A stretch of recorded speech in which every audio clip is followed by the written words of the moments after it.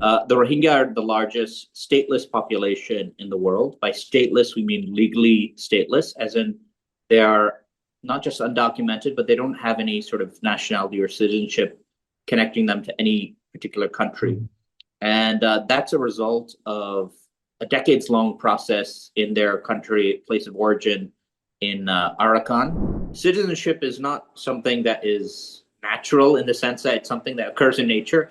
It's Mhm. it's it's a result of a post-World War II order Yeah. where you have states who have the privilege and who have this unique ability to grant state-based citizenship. And so, genocide doesn't happen um, just one day out of the blue. There's usually a process where uh, there is state-based disenfranchisement on just a public level, on a civic level.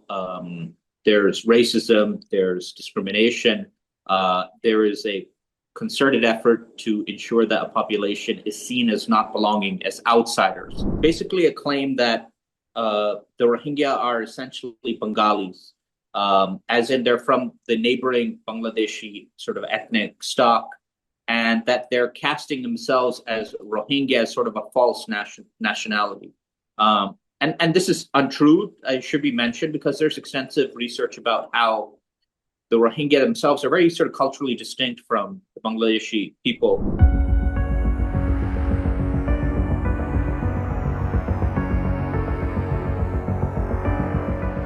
Ladies and gentlemen, welcome to another episode of Legally Speaking. I'm your host, Oves Anwer. The Rohingya have been called one of the most persecuted minorities in the world. For decades, they were marginalized in their own country of Myanmar, denied rights to language and culture, stripped of their citizenship in 1982, and ultimately had a genocide perpetrated against them.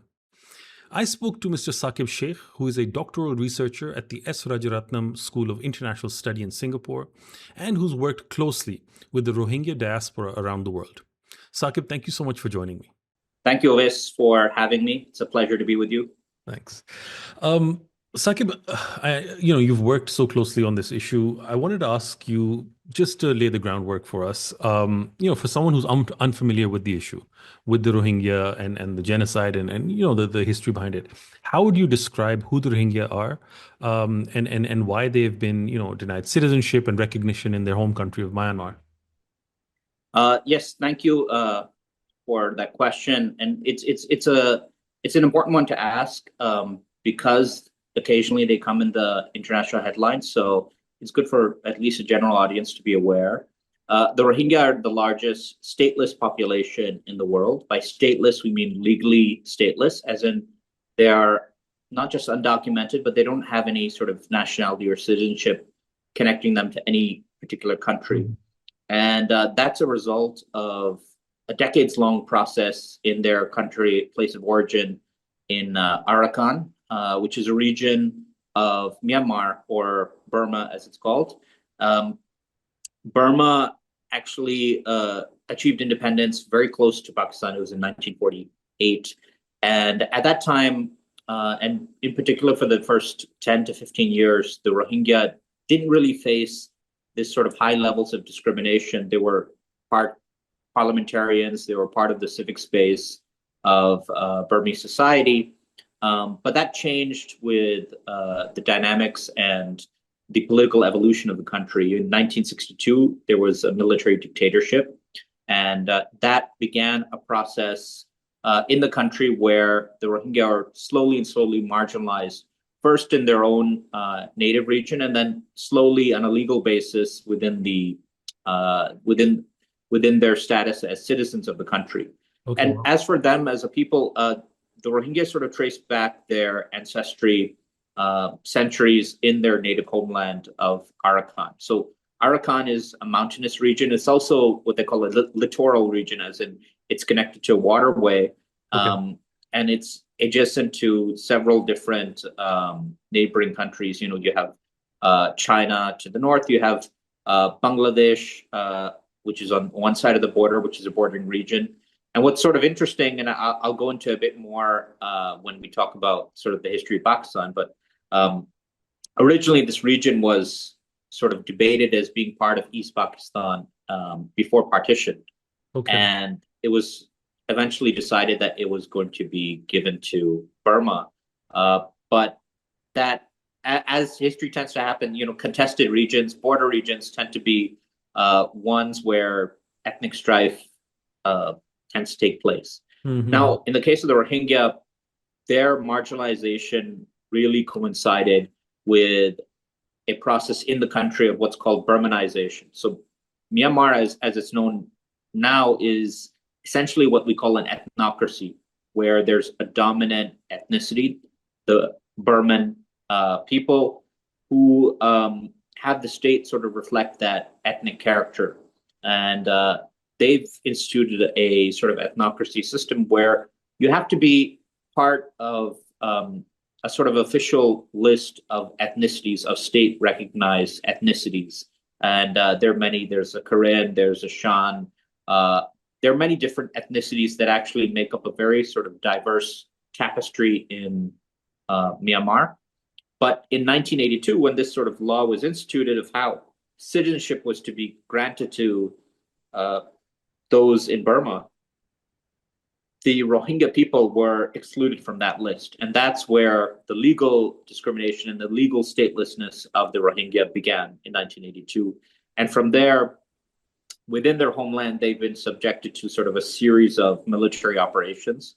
And each effect of a military operation has been to slowly whittle down the population inside the region and push them more and more towards outside, and mainly in Bangladesh, but also scattered around different countries in the region as well. And this all including Pakistan. Okay. And we could sort of talk about the history, because Pakistan is a very different and unique case in terms of the Rohingya being here than many of the Rohingya who are migrating at the moment.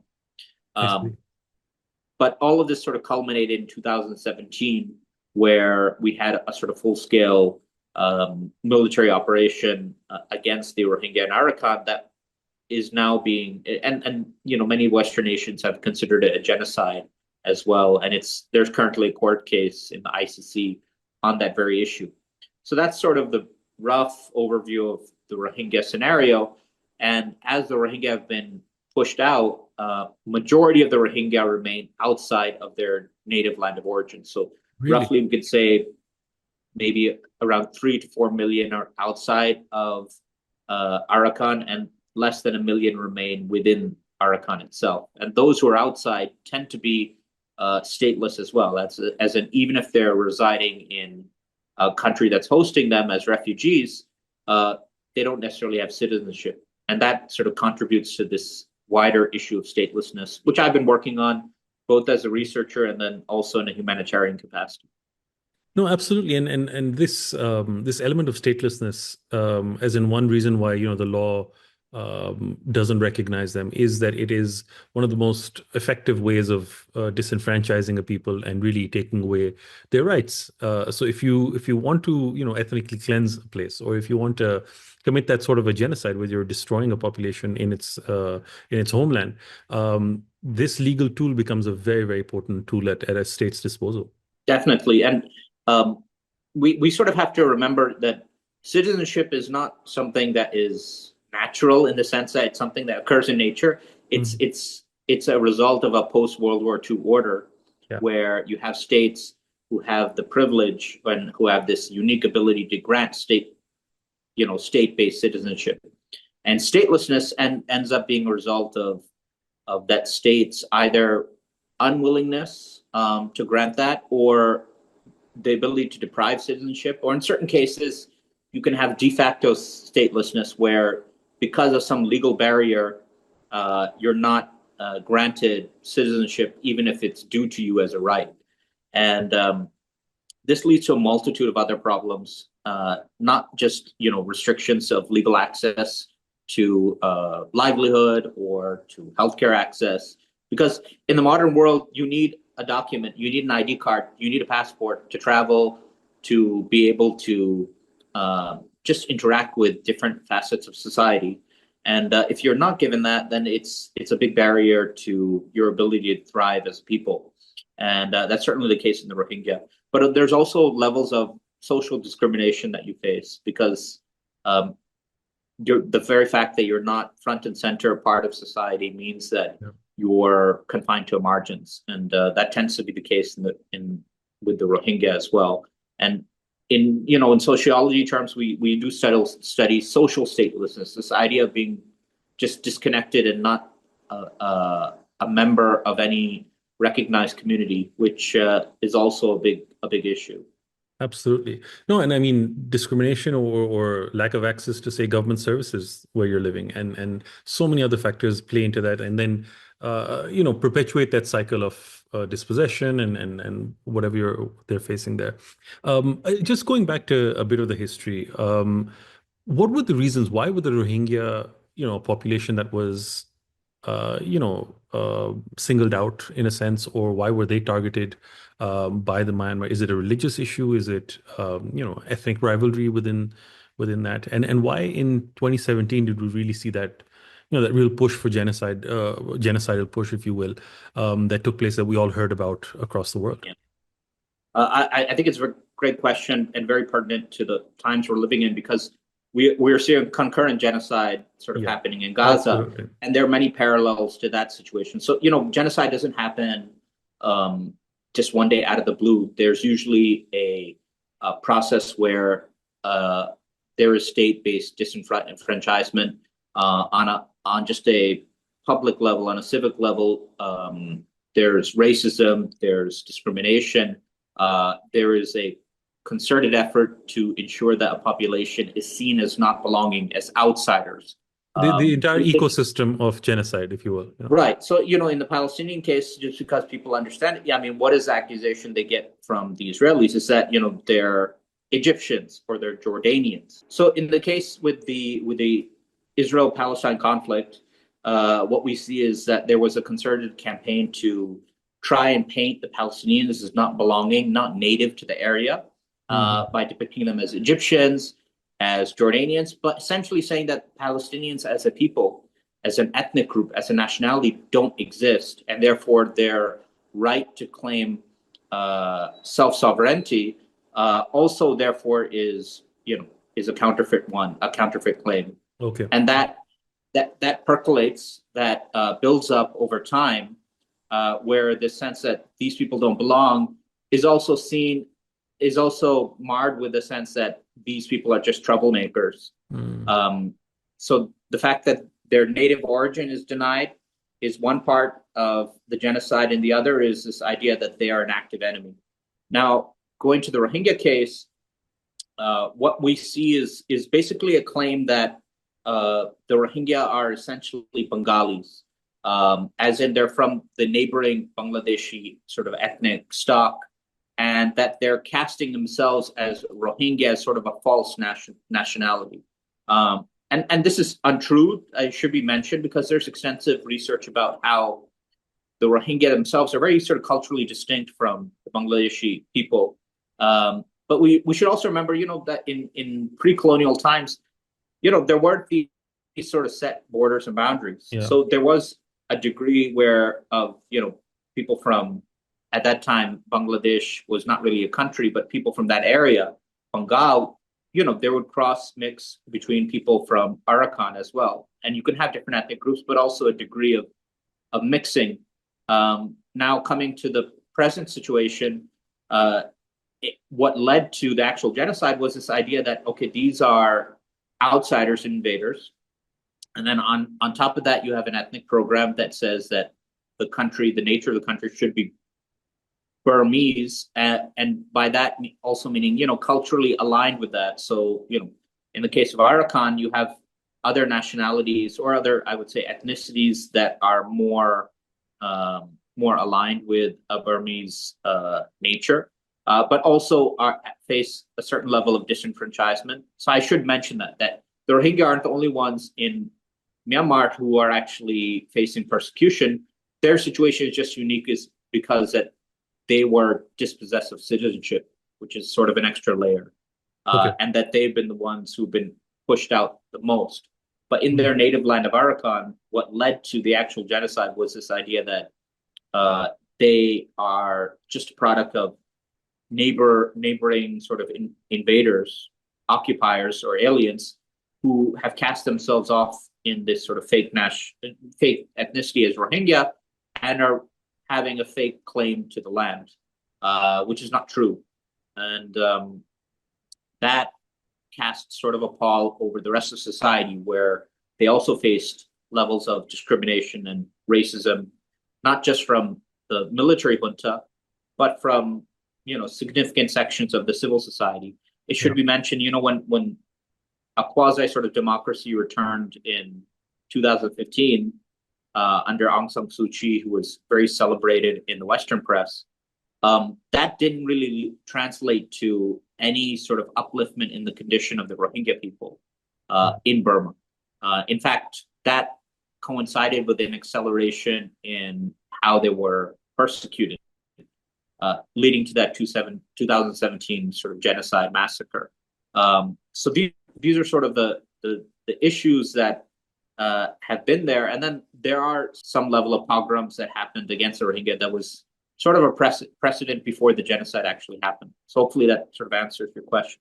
No, absolutely. And it's so unfortunate, but also interesting to see, there's a proper formula to genocide, right? There's the preparatory steps that take place, the incitement that takes place, and ultimately, the demand, which is often from society, from people, from the polity that demands it from their politicians and from their militaries to conduct this, right? And we've seen this in Gaza, we've seen this in Rwanda, and we've seen this certainly now here in Myanmar as well. You've worked so closely with Rohingya populations and refugees, especially across the world. Do you have any particular stories or experiences that really stayed with you, given the atrocities that people have faced and how far they've come along from there? Yes, I mean, I've worked with the Rohingya themselves, and there are plenty of stories. Obviously, there's a lot of stories that are sad and that are, that cause the heart to weep as well. I mean, given the level of suffering that they've been afflicted with. But there are also stories that are more uplifting and that tell of hope as well. But what I find interesting in my sort of line of research is the issue of identity, and how that sort of center to a lot of this struggle that they face, because it's not just about getting a document; it's also about having that sort of recognition of a home and a place that is your own, that is tied to being part of the modern world. So in terms of like stories, because in Malaysia, where I was based for a long time and working with the Rohingya refugee population there, what I did notice, which I always found interesting, is that Rohingya would share their struggle of migrating to Malaysia, which is a long ship-based journey, where many of them have to pay to leave the area of conflict, and then have this sort of perilous journey on the ocean waters, and then maybe find some drop-off point in Thailand, and then make themselves find a way to Malaysia. So those stories are very harrowing, and they're also kind of heroic, because the idea is that you're in the middle of the ocean on this very packed ship, where some people actually fall off and drown, just fall into the ocean, and you're there sort of trying to save yourself and your family. The way it's sort of described by Rohingya is it's quite amazing that something like that can actually happen in the modern day. You sort of think of back in the old days where the pirates were roaming the oceans, and the idea that you're traversing this vast expanse for the sake of your safety of your and a better future is quite it's quite emotional, I would say.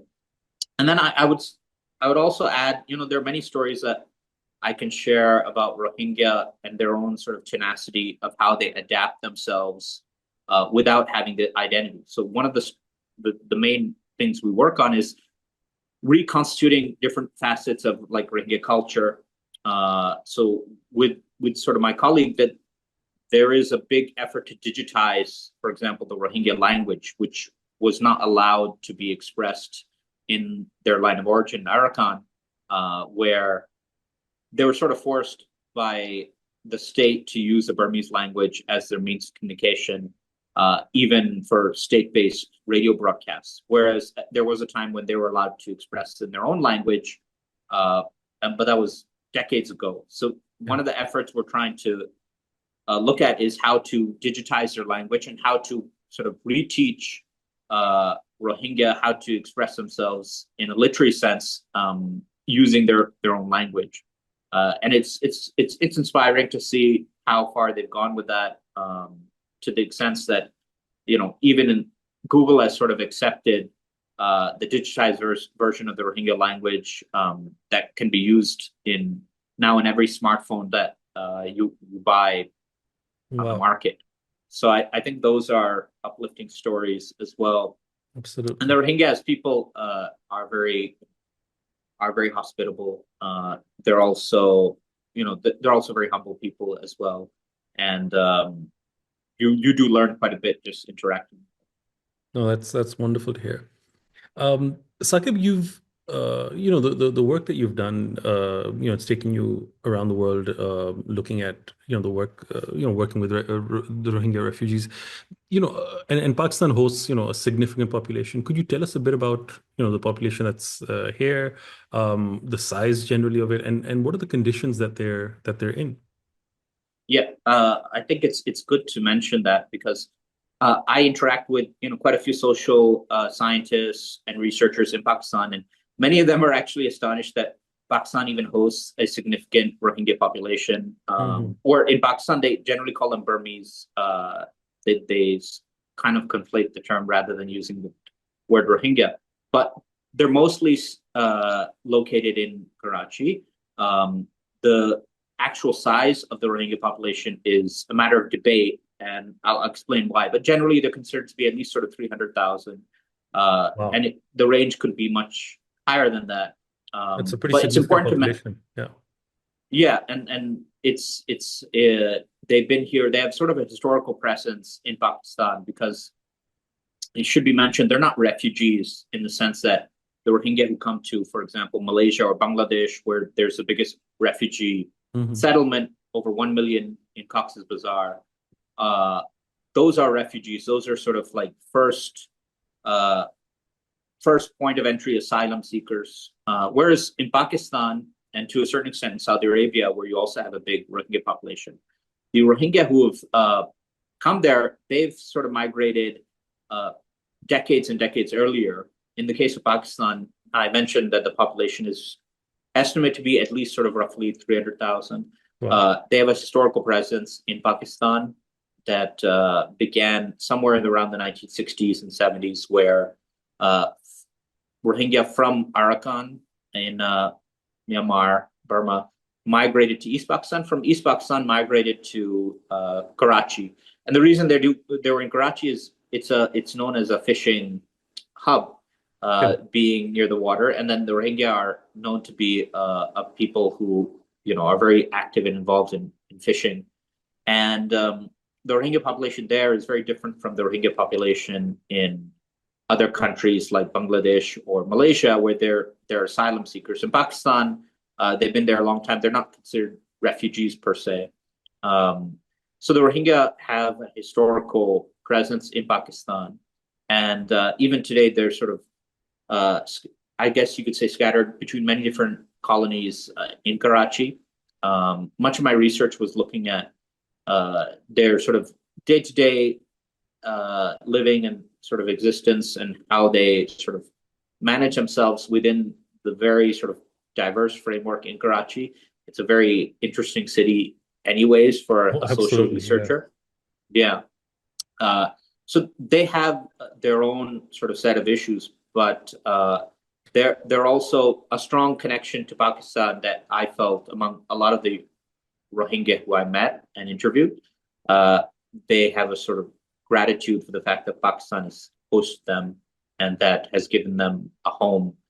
And they feel a very sort of strong connection to Karachi and to being part of there, despite sort of many of the issues that they face. And Saqib, that's what I wanted to discuss. I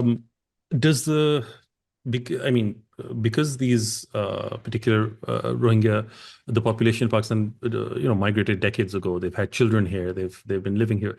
Does the statelessness issue still affect them, or is that, have they been able to integrate? Have they been able to get, say, Pakistani citizenship, or is it something that is still an issue that plagues them? There's a portion of the community that still faces that issue of documentation, as in just I would say more just access to documentation. I wouldn't classify the entire community like that.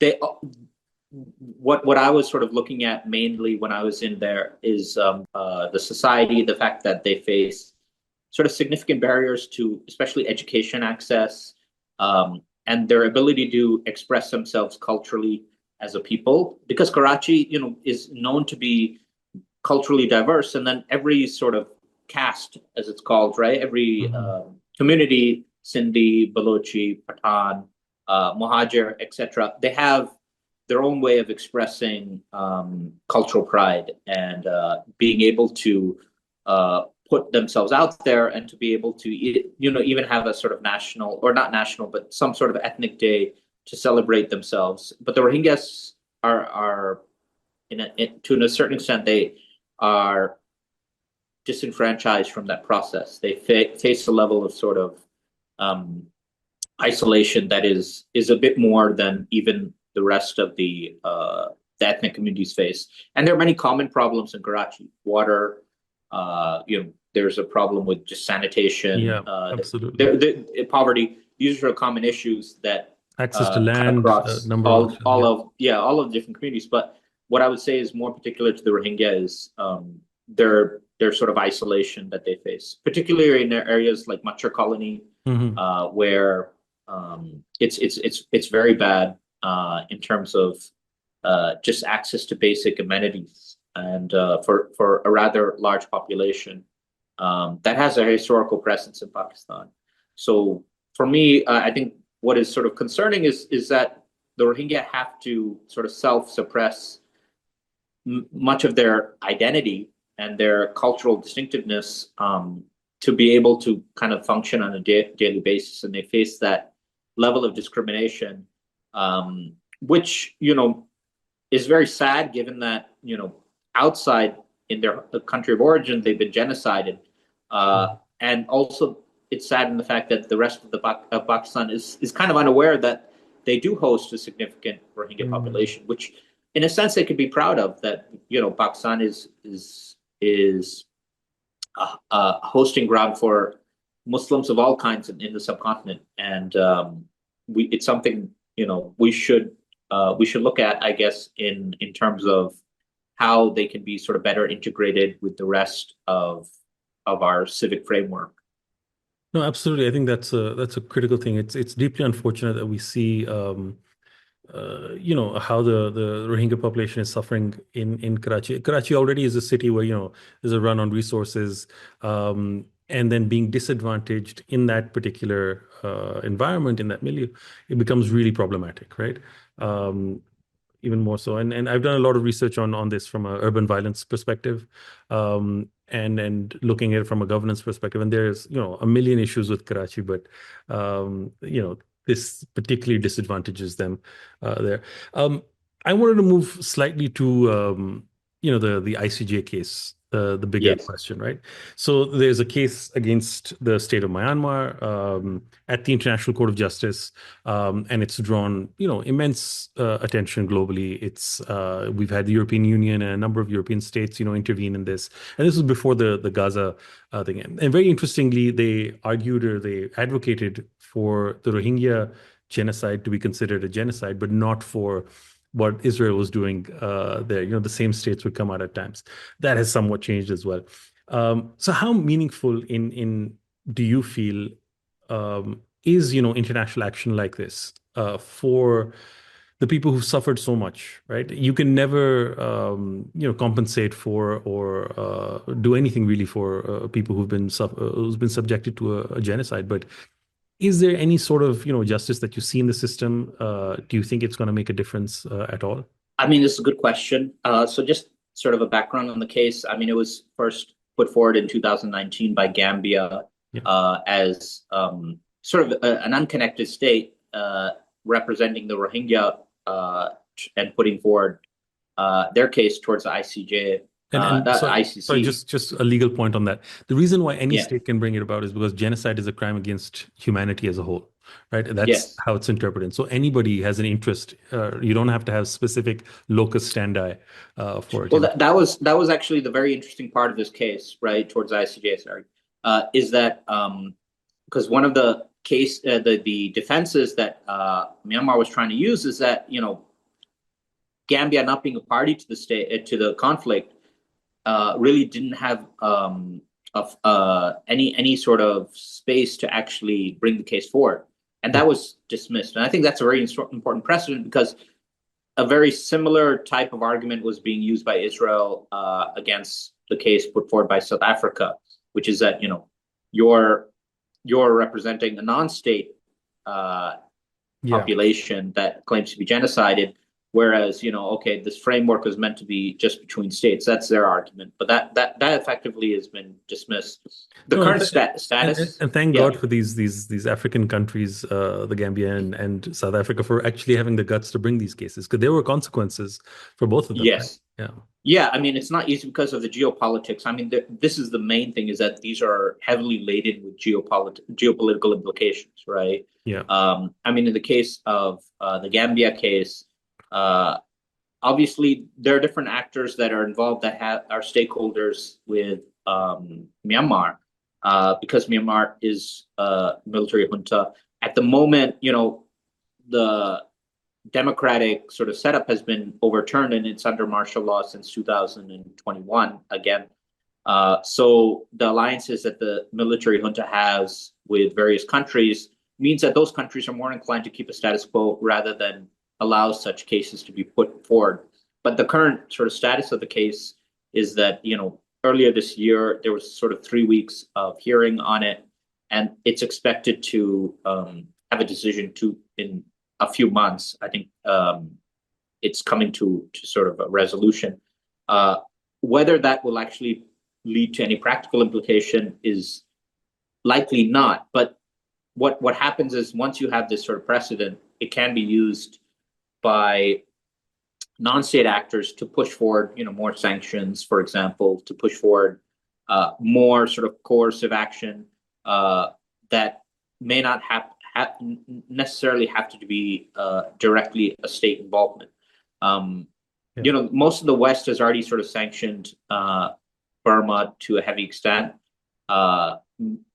The question of whether they can make a democratic transition at some point is really up in the air, because the junta has managed to sort of cling to power.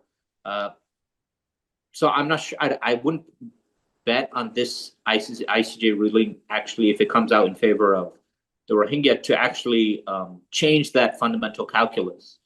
But I do see it as moving forward with some level of momentum to add more pressure. I think there is that potential for it, which is undeniable, because if you have an ICJ ruling, there's a lot of ways civil society actors and NGOs and different agencies can use that to sort of turn the screws to a certain extent. And again, a lot of it is based on the geopolitics. But to change those geopolitics, you need, to a certain extent, a change in international perception, where associating yourself with certain regimes can be seen as taboo or detrimental to your own strategic interests. That's kind of the idea of how these work. No, absolutely. Makes a lot of sense. Saqib, we've back in 2018, 2017, there was a lot of attention to the Rohingya issue. I know everybody was talking about it. It was in the news. That attention has faded quite a bit. We barely hear news about the Rohingya, and with aid and media attention fading slightly, like what does life look like for the Rohingya community now? Whether it's in their home state, they must still be subject to significant persecution. Is the genocide at the same level that it was back in 2017? And what about the populations that are outside of their home country, the refugees? I mean, right now the situation is quite dire. Uh, in their homeland of Arakan, there's currently a civil war because you have a sort of Buddhist faction, another ethnic group called the Rakhine, who have taken de facto control of the state over the junta, the military junta, and the Rohingya tend to find themselves in between. And there's a big question as to whether their right of repatriation can actually manifest at any time in the foreseeable future. Wow. Because next door you have 1.1 million Rohingya who are in this big refugee camp where the humanitarian situation has become a lot worse, mainly because, as you alluded to, there's sort of a shift of attention.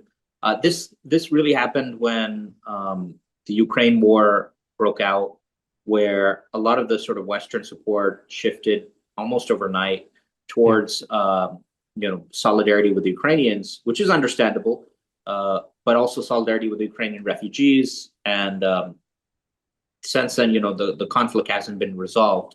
So that led to a humanitarian crisis, even in the camps, where the situation for some time after the immediate genocide had achieved some level of homeostasis, but then there was a rationing crisis of food. And that leads to just a deterioration of conditions in the camp where it's not actually even safe for many of the Rohingya living there, which is why many of the Rohingya actually end up leaving the camps and migrating to other countries like Thailand or Malaysia, just because the conditions are so, even if it's a refugee camp, the conditions are so precarious that you end up taking a risky journey to find some type of better home. So, and the larger issue is the statelessness issue, which doesn't seem to be possibly to be resolved because most of the countries that are hosting the Rohingya aren't likely to, of course, grant citizenship for fresh migrants. But at the same time, the Western countries where a lot of these refugees, normally you would expect them to be repatriated to, their attitudes have hardened towards migrants in general. We are seeing sort of across the board. I mean, we see it in Pakistan, we see it in Malaysia, we see it in across Europe, in America, where there is a sort of anti-migrant type of sentiment, a sort of nativism that has really arisen. And one of the results of that is that many of the Western norms, this idea that, you have a sort of responsibility if you've signed the 1951 Refugee Convention, which the Western states have, to let in some refugees who you can grant a place for them to stay. That has really changed. Trump, for example, has dramatically cut the number of refugees that he would let in. He let in, I think, a grand total of 6,000 to 7,000 refugees, whereas the number before that was over 125,000. So the problem here is then, many of these refugee populations, like the Rohingya, are stuck in limbo, where they're neither able to integrate or achieve residency in the places that are hosting them, these sort of third-party states. But at the same time, they aren't able to leave and establish a home for themselves permanently with countries that normally would see it as responsibility to do that. So because of that, it's a lingering crisis. And to bring it back to sort of the issue of statelessness, one that is very much linked to lack of documentation and lack of status, which tends to be intergenerational. It passes from one generation to the next generation. And it's very sad because you think that over time, you have people in society who are capable, who actually are sympathetic or very much willing to be part of a society, but that face all these barriers because they're neither here nor there. And that's kind of a summary. It's I wish I could be more optimistic about it, but it seems that the dynamics of the situation are such that with the Rohingya, the real hope comes with some possible resolution in their land of origin. which would allow in the future a space for at least a portion of the Rohingya to move back, with some expectation that they'll be safe, and that they're not forced to move back. So that's the situation at the moment. No, absolutely. Thank you so much for that. Saqib, I just want to end on this note. What can we do? What can, say, the Muslim world do? Because this seems like the international community has risen up initially and stuff, but it seems very much a Muslim problem that Muslims need to resolve to some extent. What can the Muslim world do, or organizations like the OIC or aid organizations in the Muslim world? Is there anything in particular that you would focus on? Yeah, I mean, well, first is, of course, the immediate humanitarian crisis in Cox's Bazar, to ensure that it doesn't deteriorate further. I mean, that's just a need for aid and basic humanitarian supplies. So that's always going to be there. But on a bigger level, I would say that there should be some collective approach towards the Rohingya crisis that doesn't see it necessarily as a national issue. So, for example, Malaysia or Thailand or Bangladesh, these are seen as sort of national issues that the country needs to sort of settle themselves with the UN agencies. It would be nice if there was sort of a collective approach to actually being able to solve this problem once and for all. And then, of course, Myanmar still has links and associations with many Muslim countries, right? Pakistan included. Right. I mean, who sort of look past that issue, which, again, if their solidarity with the Rohingya, which I feel is very genuine among many Muslim states, is still there, then, you'd have to look at how Myanmar can be persuaded to sort of open themselves up to solving this Rohingya crisis. And it may not be necessarily the junta themselves who do that. It could be other actors who are operating within the space in Arakan who can maybe open up some type of resolution. Because at present, the dependence on international agencies and the traditional Western actors seems to have reached a sort of gridlock, and I don't see how using that same old approach there can be any solution to the problem. No, absolutely. Saqib, thank you so much. That was really very helpful. Thank you for joining me. It's my pleasure, and thank you again. And I appreciate it. Thanks. Ladies and gentlemen, this is all that we have for today. Thank you very much.